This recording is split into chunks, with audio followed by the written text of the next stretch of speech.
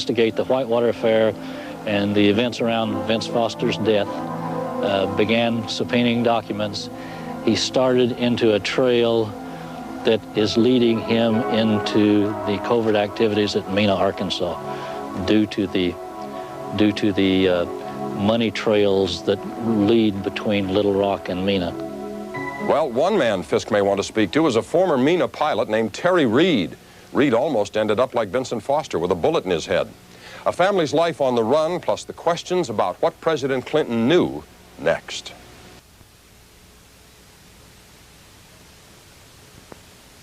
When Terry Reed heard of the supposed suicide of Clinton aide Vincent Foster, he smelled a rat. And he has reason to be suspicious.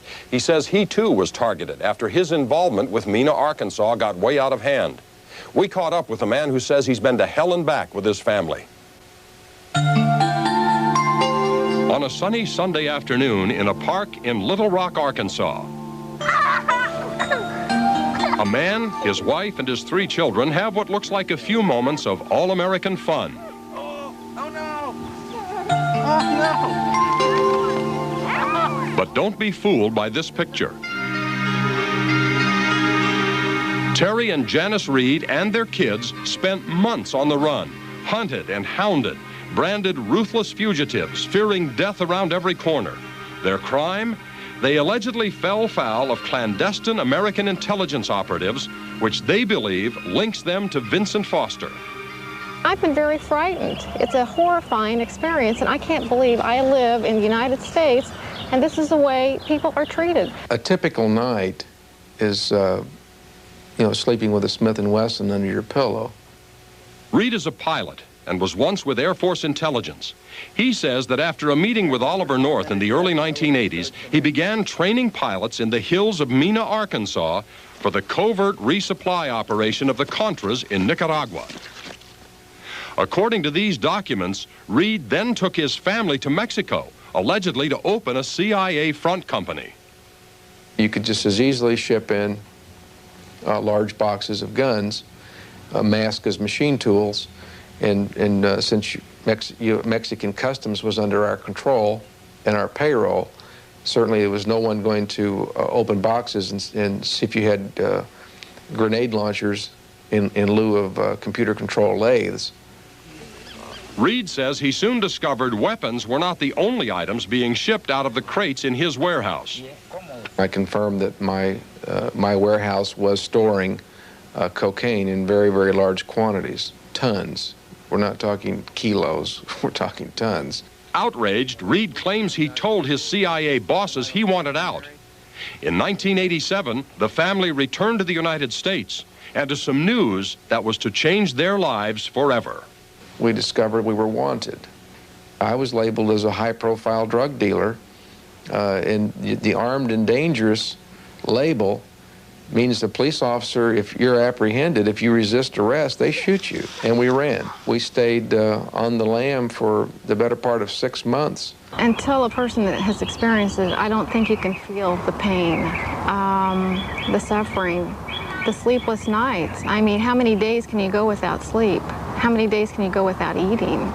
My wife carried a gun in her diaper bag, in with her diapers and building blocks and Crayolas is a Smith & Wesson 38 caliber 5-shot ready to protect her children. Our worst fear was that they would kidnap one of our children and use it as a bargaining chip. At one point when we were probably most frightened, I actually had C4 explosives with motion detectors set up around the motorhome at night. Reed and his wife were also indicted for stealing a plane that had mysteriously vanished years before. That's when they decided to stop running.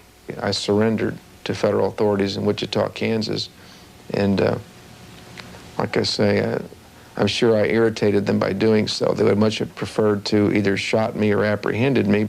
As my attorney in the Wichita case felt, as she said it best, Terry, they just wanted to kill you. If they'd located you, you would never have made it to the jailhouse. The Reeds were acquitted of all charges, and Terry has now written a book about the case. One of the characters in these pages, an Arkansas attorney named Vincent Foster, was alive when Reed started the book. I don't believe Vince Foster committed suicide. I felt in my peripheral dealings with him that he was the most moral individual they had there, the least corruptible.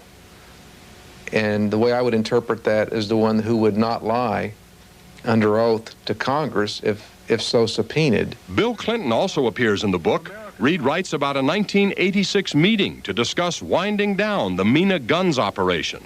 That operations meeting was forecasted to include just myself, my local CIA contact, and as well as a couple of guys from Washington who arrived unannounced and uninvited.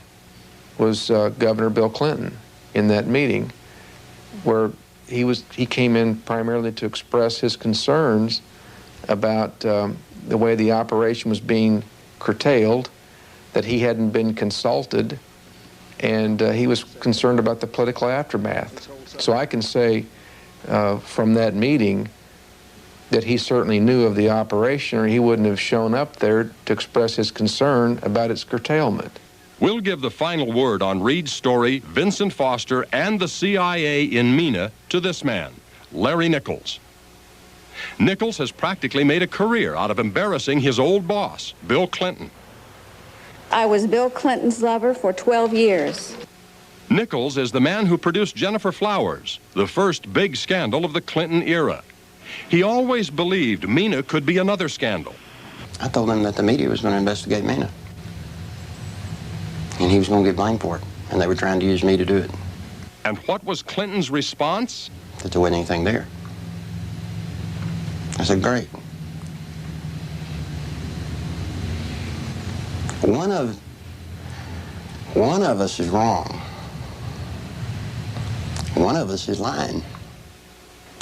Well, we may never know for sure where the truth lies in the Mina case or the Vince Foster death, but we're certainly going to keep looking.